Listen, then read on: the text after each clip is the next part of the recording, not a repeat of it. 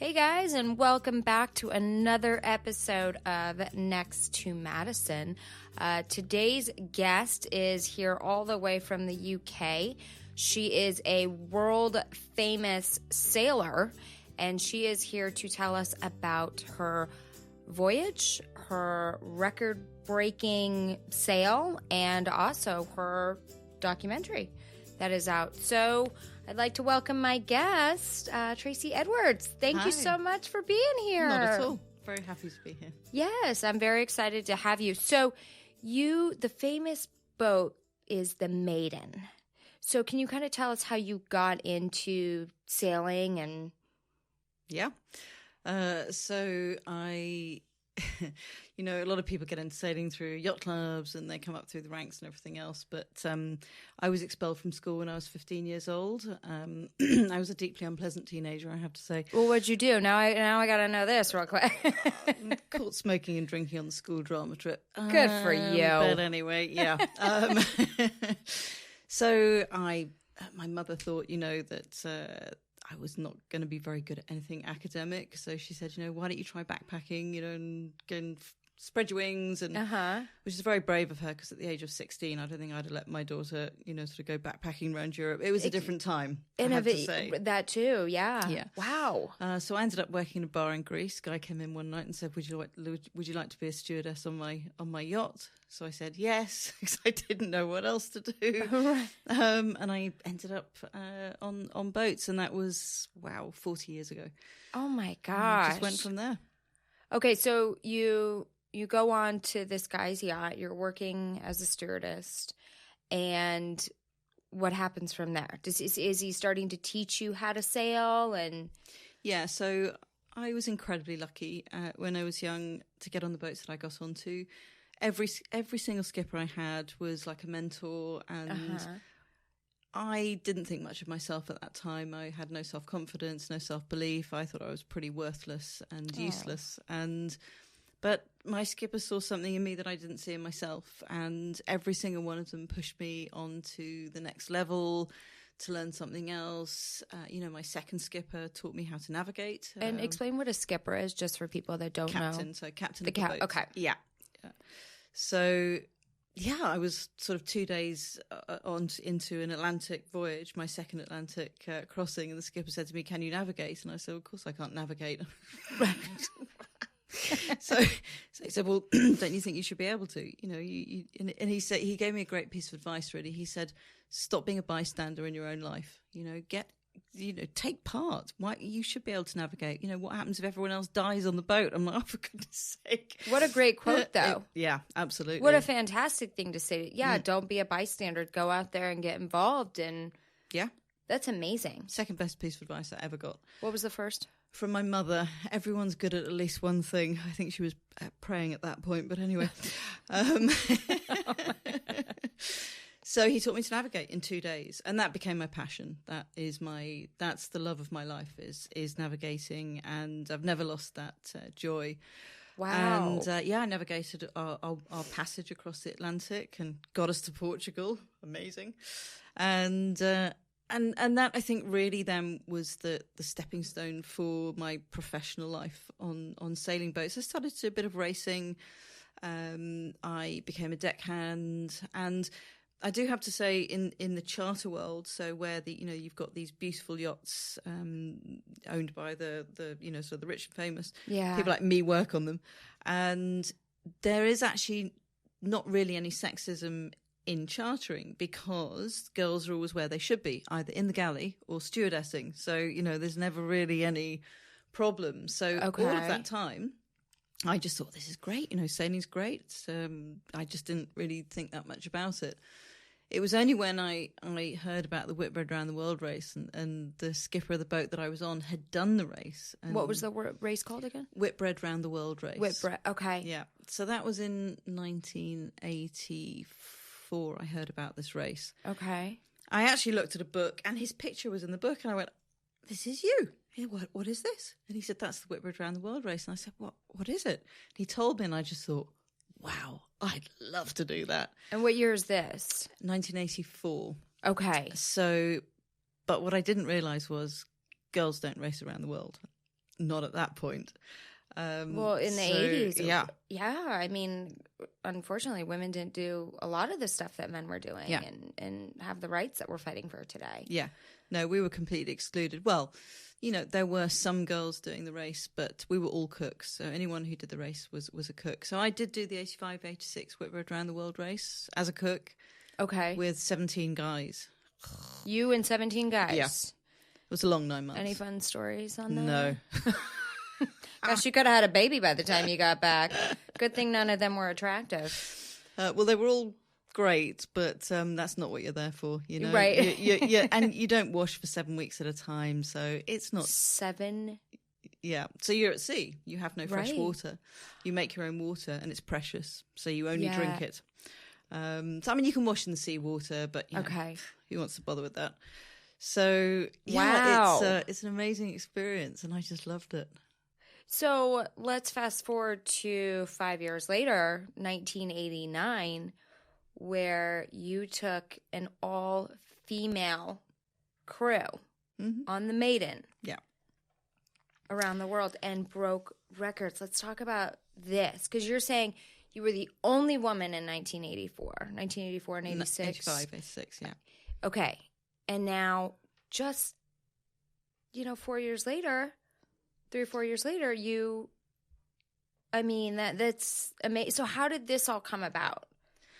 Well, I knew I wanted to sail around the world again. And I loved the racing. I loved the sailing. I loved the adventure. I loved the camaraderie. You know, you've got 230 people on 23 boats all racing around the world together. And although you're trying to beat each other at sea, you know, you're all great friends in port. And it was just an extraordinary experience. And I thought, wow, I've got to do that again. But I do not want to cook. And it's again. 9 months to get around the world. Yeah. So are there boats that don't make it the 9 months? Yeah, there are boats that don't make it. There are people that don't make it as well. Yeah. So there's been a number of deaths in the race. None in the 85, 86 race. A couple of deaths on shore, which was very sad. But that was the year that Simon Le Bon had his boat Drum in the race. So it was a great time in sailing. It was still a time of adventure, and anyone could go out and do what they wanted to do. You know, now it's all very sort of, health and safety and big money and everything else. Yeah. But I just thought, well, I've got to do that again. But I'm a lousy cook. I'm a really good navigator, but no men are ever going to take me on the boat as a navigator. So I thought, well, my mum always said to me, if you don't like the way the world looks, change it. Don't moan about it.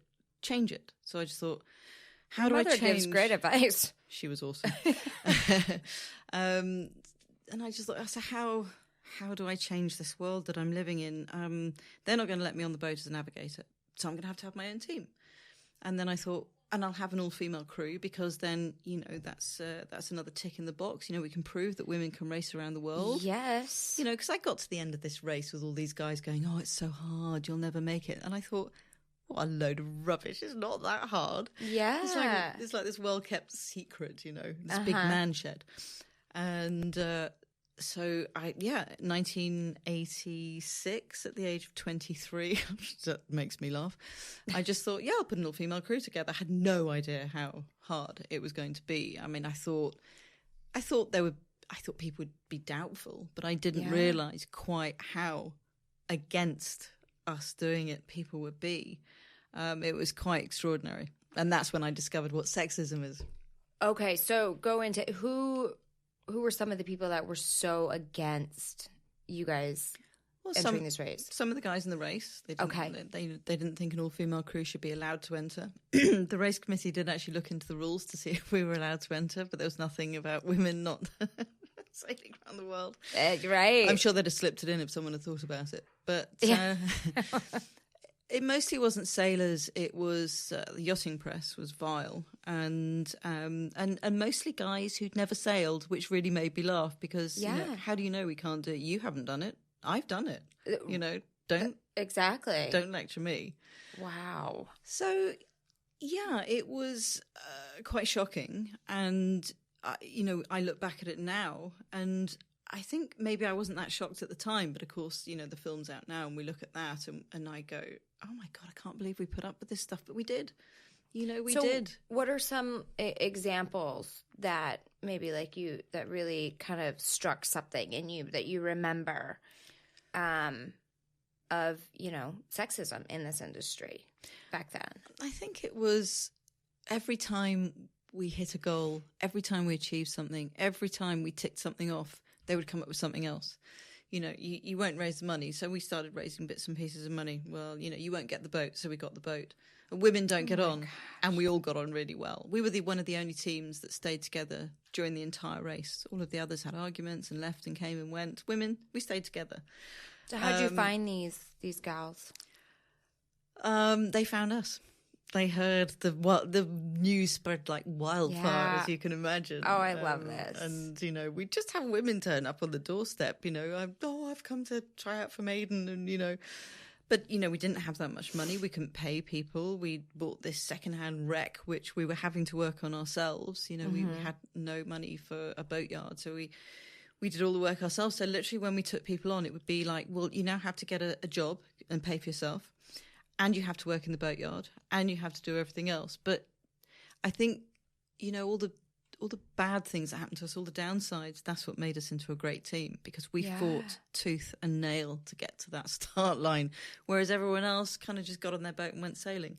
But for us, it was such a battle to get there, which ended up being a huge advantage, because by the time we got to the start line, we were a battle-hardened, ready team. Right. And you probably had been hearing just so much negativity from these men that it's kind of like you had more to prove now. Yeah. You're like, okay, I'm going to show you.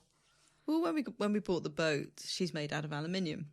So Bob Fisher, who I absolutely adore now, we've made up, and he's a really good friend of mine now, and he supports everything we do. But at the time, I mean, his misogynism was habit, I think. You know, it was inbuilt.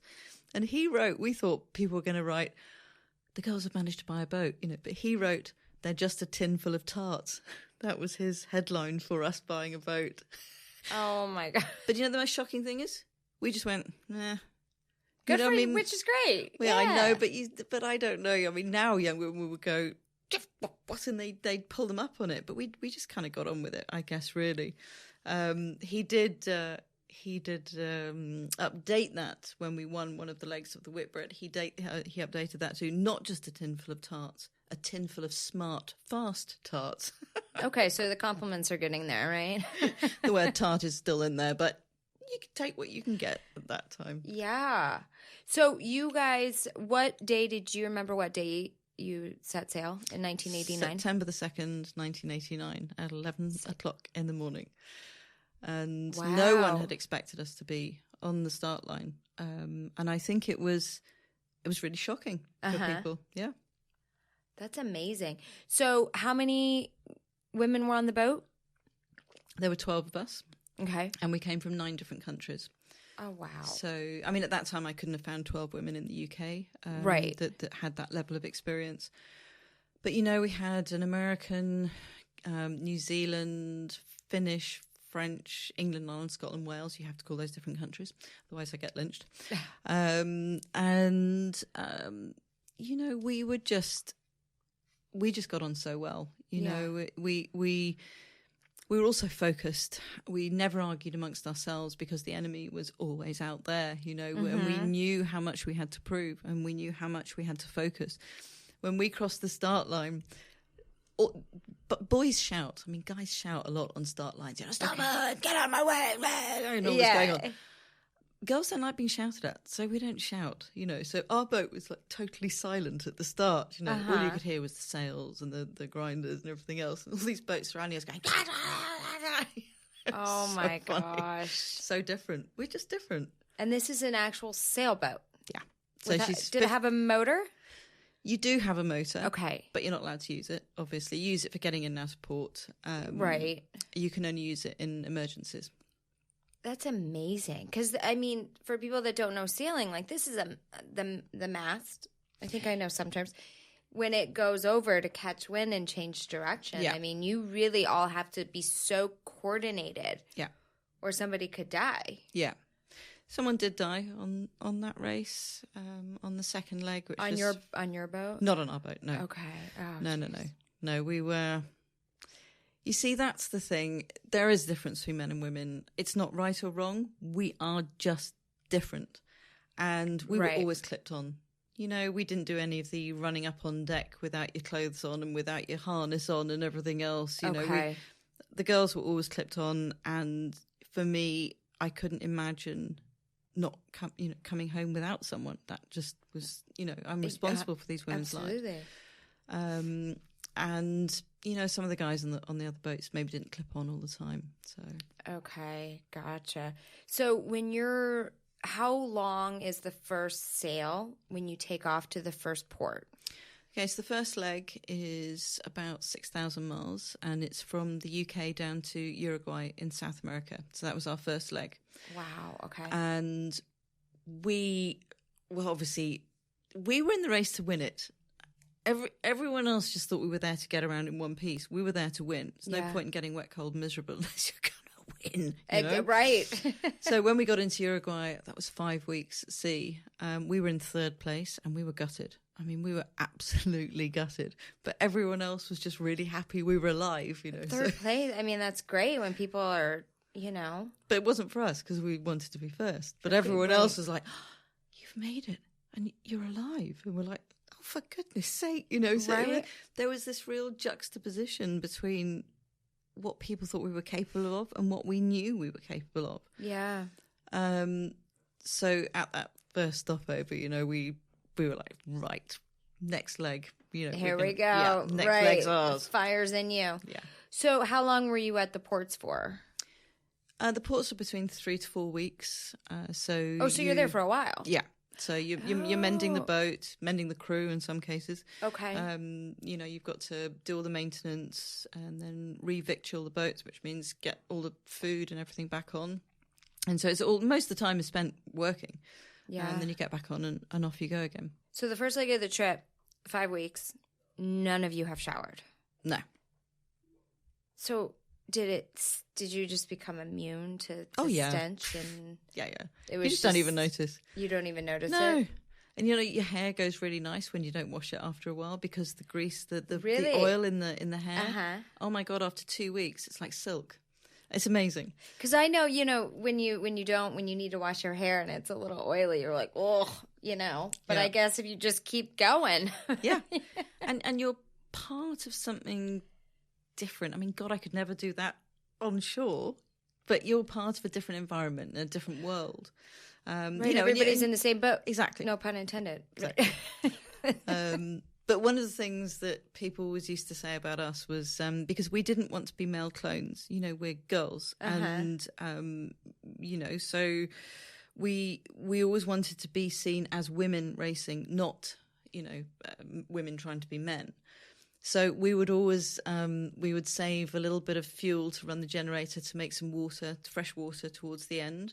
And we would have one clean set of clothes, which we would pack away religiously, you know, safe and dry. So when we came into port, we would have our white ankle socks with our sneakers on, pink shorts, grey T-shirt, and Mickey, who has hair down that she could sit on. After we'd all done our hair wash and everything, she would braid our hair in these beautiful styles. So when we sailed into port, we literally looked like we just sailed around the corner. Because all the guys used to get in going, your beard, you know. And we used to be like, but it really, it was important to us for men to understand we don't need to be you. We're us. We just can do the same things that you can do. What an amazing, so you're almost like some of the first, you know, advocators for, you know, women can do exactly what men can do. We're different, but we're still capable. Exactly. Of so many things. Yeah. So the next port is where? So the next port is Australia. Okay. And that's a very long leg. That's the longest leg the Whitbread has ever had in its 40 years. So it was 7,800 miles, which is nearly 7 weeks at sea. And that is through the Southern Ocean. So you're going, if you imagine, you're almost crossing the bottom of the world. You go as far south as you can possibly go because that's the shortest distance. But then you're also doing this weird juggling act where you're trying to miss icebergs, and there are some massive icebergs in your way.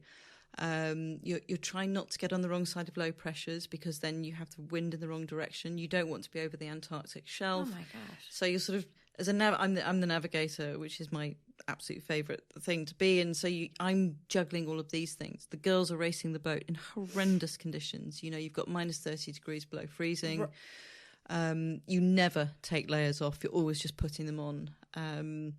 Your body and you're probably getting soaked from like the ocean water and salt water never really dries properly. It always feels clammy, even though you've dried it. Oh my gosh. Your body starts to deteriorate as soon as you cross the start line. Pain and cold are the two most effective ways to lose weight. So you get frostbite in your hands and in your toes, which is the pain, and then it's cold, obviously. So your body starts to burn fat. You're trying to eat 5,000 calories a day, and when you're my size, that's really hard to do. That's a lot. Yeah, it's a lot. So what would you eat then? It's freeze-dried food. I mean, it's absolutely disgusting, but I don't think it's improved now. But it's what the astronauts used, basically. So you have these packets of dried powder. You make your own water from the sea. You reconstitute this stuff. You heat it up. I mean, you try and poor Jo, our cook. She'd try and put Tabasco and other things in it to make it taste different, but it's mostly revolting. Yeah. So you have a bowl and a spoon. You shove it down your throat as fast as possible and try not to think about it. Wow. So it's the whole process is survival, focus, win. That's it. It's all you think about. Oh my gosh. So you're going through you all these different conditions.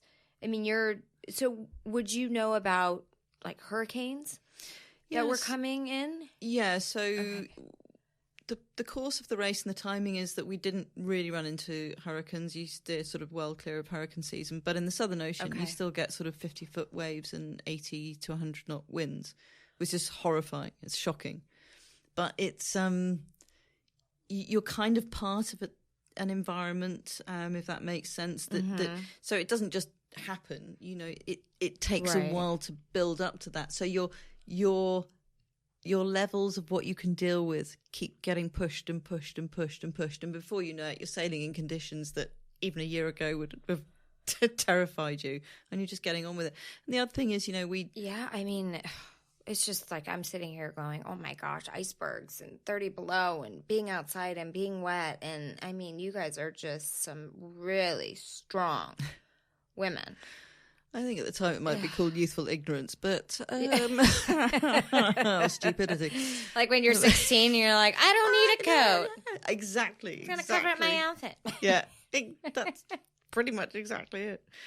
So one, as I say, someone did die on that leg, which was incredibly sad, of course, because we all knew him, and he was recovered, but then he was buried at sea, and but then literally, sort of nearly 7 weeks in the Southern Ocean, we come out of the Southern Ocean, and sailing up out of the Southern Ocean is it's so wonderful. You feel as if you've been dead for a while, and now you're sort of alive. Because everything just kind of changed. It's a totally different kind of climate, right? Sea becomes blue again. You see sky and white clouds instead of grey, threatening, Yeah, it's almost like you enter paradise. Yeah. So then as we got up to Australia, we crossed the finishing line and we found out we'd won that leg, which was... Oh my God, isn't that... And that's one of the most difficult legs. Yeah. Which must have just been like... Yeah. So awesome. It annoyed so many people. Yeah. But that's great. Yeah. Oh my gosh. This is it. So you continue on, you go all around these ports. Where does the race end? So it ends back in the UK. It's literally all the way around the world. It's 6 legs, 5 stopovers. And we finished in May, on May Bank Holiday in 1990. And the finish was unbelievable. I mean, it was just extraordinary. We thought there may be a couple of people, hopefully, to, sort of wave us in. Yeah. But Britain had gone mad, So at home, everybody's talking about this. Oh, okay. So when we left, it was like, who are they? What are they doing? I don't know. It's a bunch of girls, coming back. Everyone was like, oh my God, Maiden. And so it was bank holiday, which helped. And as we sailed up the Solent, they estimated that 600 boats came out to meet us in. And then crossing the finishing line was gosh. It was just amazing. People throwing flowers at the boat, and it was indescribable. It was the first time this was ever done. Yeah. So, I mean, you've broken records, and this was just... So what was kind of when you get in there, and, I mean, how did you look? How did you guys all look compared to when you left? Is there, like, pictures that people can reference online to where the start to the finish? And I don't know, we probably looked fitter. I'm sure. We definitely felt fitter. I don't know if we looked any different. We felt different. We'd all grown up a lot, I think, and we learnt so much doing that race. I think all of us would, and I know that all of us would say that was kind of the beginning of our lives. Even though I was 26 by the time we did the race, it was the benchmark that we judged everything that we did for the rest of our lives. Really, for the past 30 years, everything is judged by that. Yeah, which is amazing. So you guys just must have such a different viewpoint as far as like what's a challenge. I guess so. It's like you must. I mean, nothing could really be a challenge. It pushes your boundaries. Being on land is a challenge to me. Being at sea is a whole simpler existence. I find life quite complicated. And it is, yeah. It's all about how you navigate it. Yeah, right. Exactly. I'm probably happier and more relaxed on the ocean than I am on land. I think it's probably my natural habitat. But we all went on to do different sailing projects, and some people got married, some people had kids, some people went on to different sailing projects. Dawn Riley, who's one of my watch captains, American sailor, she went on to skipper the first all-female America's Cup project called Mighty Mary. That was pretty amazing. And we've all gone on to do different things. So let's talk about your movie, which is getting Oscar buzz, this documentary that was made. What does that cover? Does that cover just kind of the voyage of building the boat in 1989 and having it found again and restored? And so to kind of take us on that, what people can expect when they tune in. Yeah, so it's a little bit about me. I think the director wanted to... I had a difficult childhood, so I think he thought that was really important to the story. So there's a little bit of that. And then it really is a little bit of the 85-86 race, then the struggles to get to the start line, which of course is a huge part of the story. Yeah. The race itself, obviously, and the finish, oh God, it finishes with the finish. And there are grown men that walk out of the cinema in bits, crying. They've done an amazing job. Oh my gosh. Yeah, we love it. So is this more of a film? It's a feature documentary, so it's 90 minutes. Okay. So who are the people that are in the film? It's us. The footage is taken on the boat.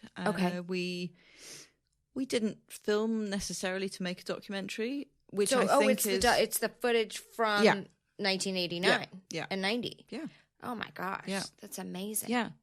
And some of this footage, when they put this documentary together, we hadn't seen this stuff. So it was, even we were watching it going, blimey, that looks awful. Why did we do that? We all saw it together, all the original crew. First time we've been together for 30 years. It was amazing. We all watched it together. They've done a great job. They've done an amazing job. And I think someone said to me something the other day, which I hadn't thought about. He said, I think why the film is so amazing is because you really you see that you didn't film to make a documentary. It looks like someone's home movie. It feels like you are there. You're like a fly on the wall. Wow! It feels like you're part of it. It's amazing what they've done. We love this film. And so it is getting Oscar buzz. Is that? Yeah. Wow. So that must be very exciting. And surreal. And countless celebrities have seen this. Yeah. Who are some of the people that you've met that have watched this? Well, so Whoopi Goldberg Okay. was at the premiere in New York, and she's now become one of our ambassadors for our new Maiden project, which is amazing. That's awesome. Gerard Butler saw it at Tribeca and didn't realise what he was going to go and see. And I'm sure he won't mind me saying this, but then was sort of like 5 minutes in went, oh, this is a documentary. Yeah. But then at the end was just like, oh, wow, that was amazing. And that was incredible. Alec Baldwin chose it for the Hamptons Summer Documentary Festival, which it won. Oh, wow. Yeah. Congrats on that. So it's been crazy. Yeah. But really good. So it's kind of like you've probably watched all these people, and now to have them watching you, it's a bit weird. It must be a great feeling, though. Kind of like surreal, you know? I think what I love about the film is I think the timing is amazing. You know, with the new project we're doing at the moment, so I sold Maiden at the end of the race. She fell into disrepair. She was owned by... So you sold Maiden in 90? Yeah. Okay. And she went on to do... I went on to do other sailing projects. She went on to do whatever she did. Then 5 years ago, I found her rotting in the Seychelles. And I crowdfunded to buy her and bought her. And then King Hussein's daughter... So King Hussein sponsored us to do the first, the 89-90 race. And his daughter then stepped into... And King Hussein is from Jordan. Jordan. Yeah. And so he was the one that sponsored you guys originally? Yeah. But wasn't that a country that wasn't about women working and women having equal rights? Or correct me if I'm wrong. No, well, Jordan's very different. Okay, so it's not your typical Middle East. No. Okay. So King Hussein was a visionary. He was an extraordinary man. He was one of the greatest human beings that ever lived, in my humble opinion. You know, Jordan women work, they have the vote, they drive, they wear whatever they want. That's you know, awesome. It's a wonderful country. If you get the chance to visit it. It's just wonderful. The antiquity, the history, the people, the culture, this extraordinary royal family that they have is this shining light, I think, in the Middle East. And he, you know, Jordan really was the first country to ever sponsor a sports team. You know, 30 years later, you've got Emirates and all these other countries. Right. He was the first. And he said no. He said, you're going to carry the message of equality and peace around the world, and that's what we did. And then when we rescued Maiden, his daughter Princess Haya heard about it and called me up and went, how do I help? Because, you know, I've got to do this. This is Dad's boat. I've got to do this to, you know, sort of honour him. Yeah. So we restored her, and she's now sailing around the world again. And she's raising funds and awareness for girls' education, and we work with young women to show them what is possible. If I love that. If just one person believes in a girl, she is capable of so much. Yes. And the film, at the same time as us sailing around the world, the timing has been amazing because it's so powerful, you know, at a time where I think there is so much pressure on young women and girls, you know, to be perfect, to look like this, you know, to this whole social media stuff that they have to live up to, you know. I think what Maiden shows them, I hope it shows them, and they've said it does, is that you don't have to be perfect. Life is messy, and it's, you know, bitty, and we don't get all of it right. But look what you can achieve if you just keep going and you work hard and you don't listen to anyone trying to drag you down. So for me, this project and the film coming together has just been joyful. Yeah, it's like you're changing the world in so many ways, and it's like I think we're part your mission is very, you know, is amazing. I think we're part of something amazing that's happening with women at the moment. 100, you know? Yeah, and you guys were like the pioneers, kind of behind it, you know, which is so great. But what, so some of the pictures I saw was with the royals. So did they come to these things? Were they supportive, the royals in the UK? Yeah, so Prince Charles and Camilla, Duchess of Cornwall, came to launch the boat in London September last year before we left, which was amazing. So where did you guys go last September? So we were in London at Tower Bridge, which was you know, an iconic place to be. And Princess Haya, Prince Charles and the Duchess of Cornwall came down to launch Maiden, which is very special.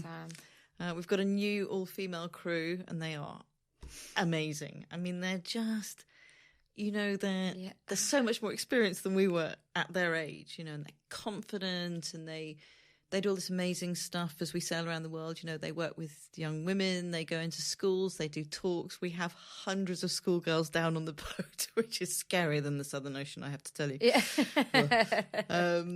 And I'm so impressed with how young women these days are so engaged with everything, and so that big launch for us with the royal family and then setting off to sail around the world, it was amazing. So the only people that sail Maiden are females? It's a female crew boat? We have relaxed the rules, and men are now allowed to sail on Maiden, but they will pay through the nose into our charity to do it.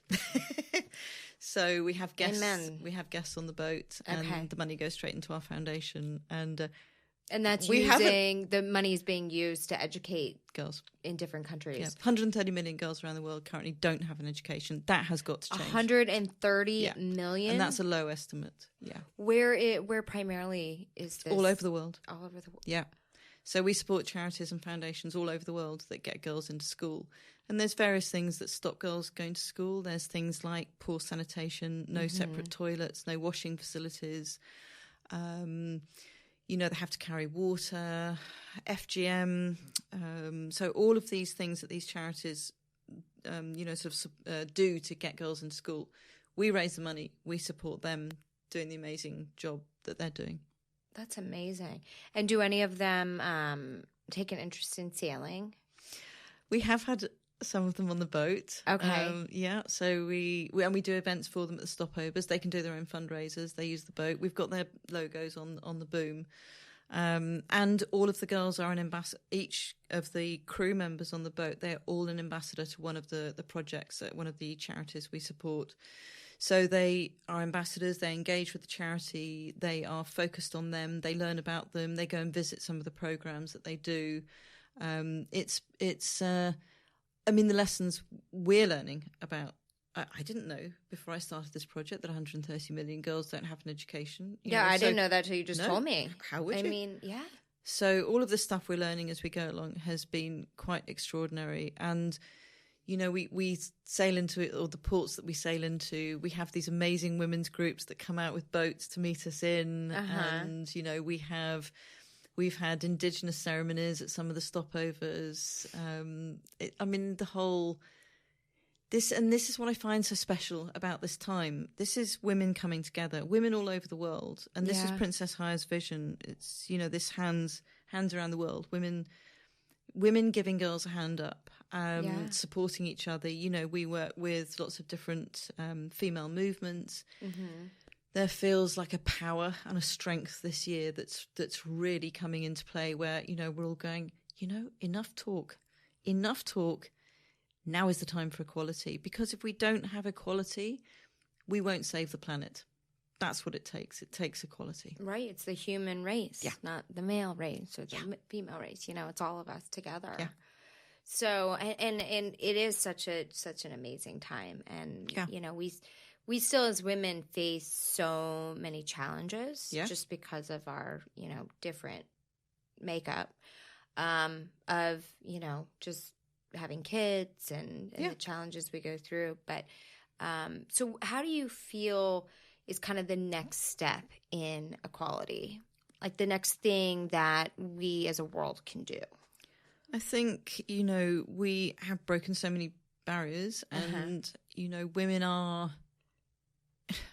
getting up the corporate ladder and, finding their way into governing bodies and, all these other things. But I think the real goal, I think especially for young women in the workplace, not necessarily in sailing, is that we've got to get rid of this habit of sexism, this casual sexism, which still exists, even when intelligent with it men are very aware of equality and everything else. There's still this residual habit which is it's still underlying and it's still there. A common example of that? This is an interesting one actually. I've been told off for this. I say when I talk about Maiden, I talk about the girls. Now I know we're all nearly in our 60s, but to me we're the girls. Absolutely. So we had a complaint through our website from a woman saying, I think it's disgraceful that you call women girls, and I think it's wrong that you, in your biography, you say Tracy,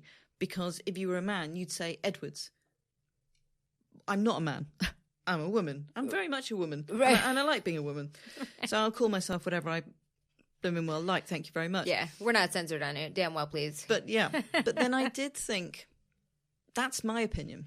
And I thought I need to speak to the crew because I call them girls. And I went and spoke to them and I said, do you feel one way or the other about this? Because I didn't think. And they were like, no, we love being called girls. We say the girls and the guys. You know, you wouldn't say the guys and the women, or the guys and the females, or, you know, it's just weird. So it's guys and the girls. Right. But there was a girl sitting there who was a volunteer. She wasn't on the crew. She was 18, I think. And she said, actually, I object to it. And I said, that's really interesting. Why? Please tell me, because I don't want to be the person that's not doing the right thing, especially in this arena. She said, in the workplace, it's an insult. So she works in an environment, in an office, where if someone calls you a girl, that's an insult. And I just thought, my God, how much further have we got to go? So it's not the fact that girls is a sort of a self-derogatory thing that you worry about. It's an insult. And I thought, wouldn't it be great if... So, you know, 30 years ago when someone said to me when I was 23 years old, on camera, are you a feminist? I went, oh no, oh no, oh, I hate that word, because it was a horrible word at that time. Yeah. 6 months later, I was like, I'm a big fat feminist. Yes, I am. You know, right? I absolutely am a feminist. If it means equality and fairness, count me in. But we took that word back. You know, our generation took that word back, and now my daughter's generation says, "Yeah, I'm a feminist," and it's not a bad thing. It's a good thing. You know, you've got boys. It's got a more positive spin on it because people actually know what it really means. Versus... So I think we've got to do things like take the word "girl" and make it into a powerful word, not an insult. You know, which it is. Girl is one of the most powerful words in the world. I think. Yeah. Girl power. You know, girl boss. Yeah. So I think we are at a very interesting time where we're kind of finding our way through a bit of a quagmire with feminism and language use and the narrative. But I think because women are so positive about this now, because we are working together, that this can only be a good thing. You know, that we will go on to the next phase with all the right tools and the right narrative. And 100%. This is why this feels good. And do you feel, or have you seen examples of men being threatened by this kind of change? Or men are threatened by this all the time. Non-intelligent men, obviously. But, right. You know, there's a lot of patriarchy to hack away. A lot of it. Hundreds of years. Hundreds. You know, of course. In the UK, there are still people that talk about, well, you know, in Nelson's day, oh, dear God, he died 400 years ago. Seriously, let's move on. You know? We wouldn't find girls on boats in Nelson's day. Oh, shut up. Are you still hearing this today? Yeah. So still today? Sailing is one of the worst arenas for sexism and misogyny. And the UK... So what are you guys doing to work with that crew to try to change it? Because in corporate America, it's changing not because they want to. It's changing because they have to. Yeah. Now you've got HR. You've always had HR, but now it's, you know, people can actually say something and you could lose your job. But in sailing, it's a little bit different because it's not so corporate. So how are you guys assisting in kind of adjusting that misogynistic thought process? Yeah, I think we take what we call mile builders on the boat. We take 2 mile builders on each leg. We give women sailing experience, building up mile builders. Okay. So we can't solve every problem, but what we can do is show women very visibly what women are capable of doing and what young girls are capable of doing if someone believes in them. So that's one part of what we do. But I think there is a real... I think actions speak louder than words, and there's been a lot of words, a lot of words. Yeah. So this time is about action, and it really is about supporting other women. You know, we and young women mentoring. You know, is a huge way that we can all do something. We support the Girls Net, and they are the Girls Network in the UK. It's a British charity that we support, and they mentor young women to get through the final few years of school when 15 to 18-year-olds, young girls, can struggle sometimes, giving women more life choices, understanding what we can all do for each other. And it's infectious, Yeah. you know, it does. It moves from one person to another, and, you know, you once you 100%. build this. And I think as well, engaging men is so important, because 30 years ago, you couldn't have had this conversation with a bloke. They'd be like, I don't want to talk about this girly stuff, go away. But now, you know, a lot more men are willing to engage, and we mustn't alienate them, and we must have these conversations. And it's great that we're having these conversations, you know, and some men are leading the conversations in this. And I think within sailing, there are positive things happening. So the Volvo now makes it an advantage to take women crew. You can have additional crew if they're women. So that's positive. That's great. Yeah, absolutely. It's yeah. not making them take women. It's a positive thing. Yes. So lots more of this, I think, can go on, and we can all get through this together. But I am so heartened by the attitude of so many men that I meet who say to me things like, thank you for doing this for my daughter. I don't want her to be having the same conversation that you had all those years ago, you know, and this realisation that it's got to change. 100%. So sitting here today, what is the advice you would give to your 15-year-old self that was drinking and smoking in the bathroom? Carry on. No. This is fun. I wouldn't change anything I do. That's not strictly true, but I'm not going to tell you what they are. I would change some of the choices I made. But no, I think any advice I would give to young women is there are two certainties in life. You know, if you stand still and don't move forwards, nothing will happen. That's a certainty. Things don't come to you. If you move forwards and you keep moving forwards and you keep taking steps forwards, you may not end up exactly where you want to end up, but something will happen. Something. Yes. And it may not be the right thing, but you'll be somewhere else. And then you can go, oh, I don't need to be here. I need to be over there. So for me, my advice to young women is keep moving forwards. Okay. And are you a big believer in kind of things happen for a reason and fate? I think people make their own fate. Okay. Yeah. I think people choose their path, and, you know, they work hard, they get there. I mean, I think people have bad luck, you know. You know, people can be born into situations and have to fight their way out of them, and you know. But I think just, you know, we've got to reach a point in this world where we're all helping each other, and we respect each other, and we look after the world, and we cannot do that unless we all work together. Absolutely. So you talked about your mom a lot being, you know, an influence in your life and a big supporter. Where was your dad? My dad died when I was 10. Okay. So, yeah, which is kind of what set me off on the path to self-destruction. Yeah, that's just devastating, right, to have that. Okay. So did you have any male kind of mentors in your life as you were growing up? Very much so. Both of my wonderful uncles, one of whom is no longer with us. My brother is awesome. Okay. And, yeah, you know, my mum surrounded herself by interesting people. She was one of those people. She was like a bit of a magnet, and so our world was always a bit crazy. Yeah.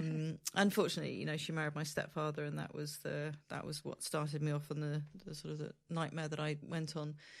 But then, you know, I was asked in a school the other day. Very perceptive 14-year-old said to me, "Do you think if you hadn't had all of those horrible things happening, if you hadn't been expelled, do you think you'd have done Maiden?" And I thought, wow, I don't know.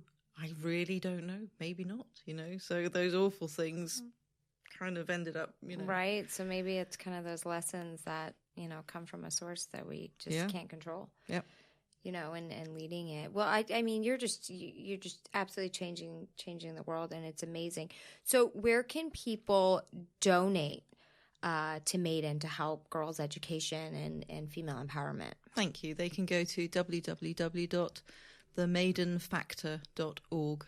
Okay. When we rescued Maiden and we brought her into the yard, I mean, she looked awful. Oh, it's dreadful. Oh.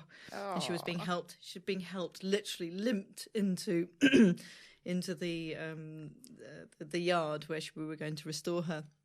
And so there were all these big burly guys in the yard going, it's quite dusty around here today, isn't it? Sort of wiping their eyes.